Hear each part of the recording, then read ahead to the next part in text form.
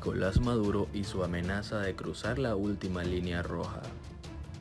Encerrado en una crisis política, económico y social histórica y que no encuentra su fondo, aislado internacionalmente y con sus aliados cada vez más distantes, Nicolás Maduro amenazó este viernes con cruzar la última línea roja.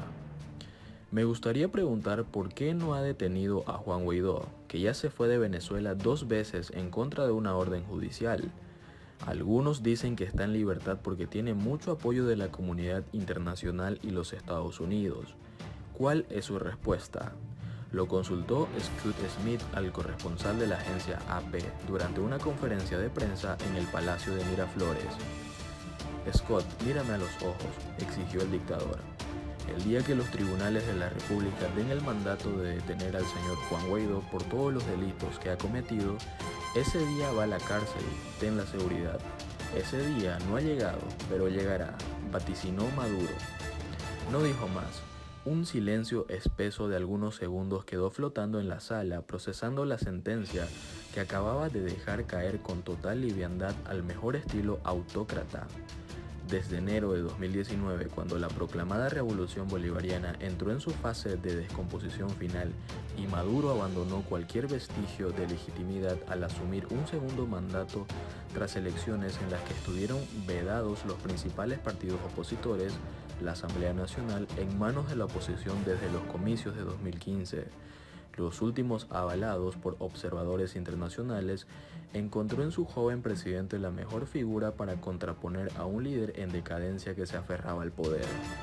El ingeniero del estado de Vargas, que había acompañado a Leopoldo López en la creación de Voluntad Popular en 2009, se había mantenido en un segundo plano durante la siguiente década en que las tradicionales líderes opositores y algunos de los nuevos dirigentes, en medio de las amenazas y persecuciones del régimen, ahora había llegado su hora. La Asamblea declaró la ilegitimidad del segundo mandato de Maduro y, siguiendo el procedimiento estipulado por la Constitución venezolana, proclamó a Guaidó como mandatario interino a cargo de pacificar el país y convocar a elecciones abiertas y democráticas. La confrontación quedó planteada. De un lado, el heredero menos lúcido del comandante Chávez, levantando la bandera de un régimen en decadencia solo sostenido por una jerarquía militar corrompida por negociados de todo tipo. Del otro, una figura novedosa, sencilla, sin manchas, con la única aspiración de restablecer la cordura y el sistema republicano. Guaidó consiguió el aval para su proyecto de la Unión Europea, Estados Unidos y casi todo el continente americano. Junto a Maduro solo quedaron el sostén ideológico del castrismo, Daniel Ortega y Evo Morales, el interés comercial y estratégico de la Rusia de Vladimir Putin y la teocracia iraní y el cada vez más frío respaldo chino. El dictador se sintió rodeado y temió lo peor.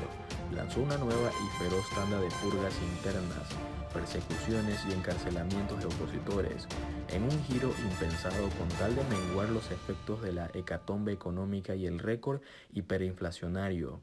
Abrió las importaciones y habilitó la dolarización del comercio interno, echando por tierra algunos de los postulados básicos de la revolución bolivariana, en un movimiento desesperado por obtener divisas. Por estas horas busca el camino para enterrar la última bandera, entregando a los rusos la última joya de la corona.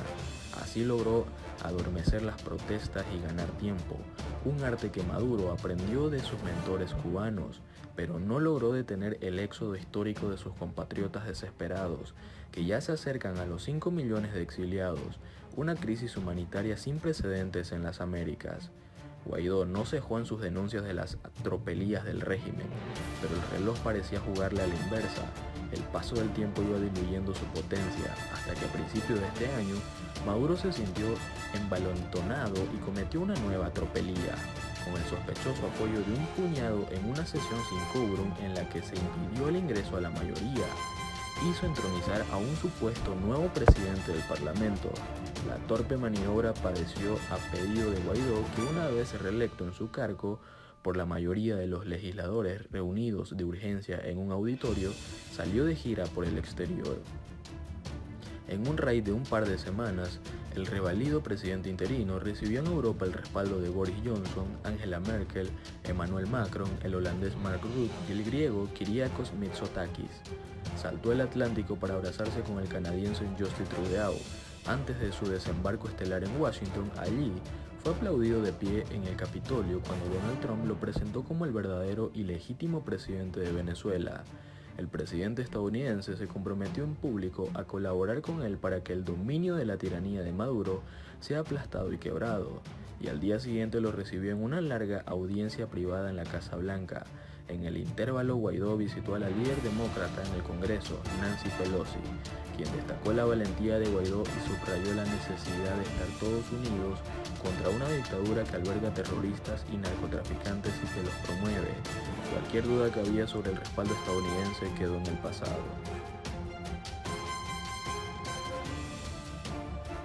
Estados Unidos prepara sanciones para frenar el apoyo económico de Rusia al régimen de Maduro. Washington incluiría en su lista negra a todos los que compren crudo a la dictadura chavista.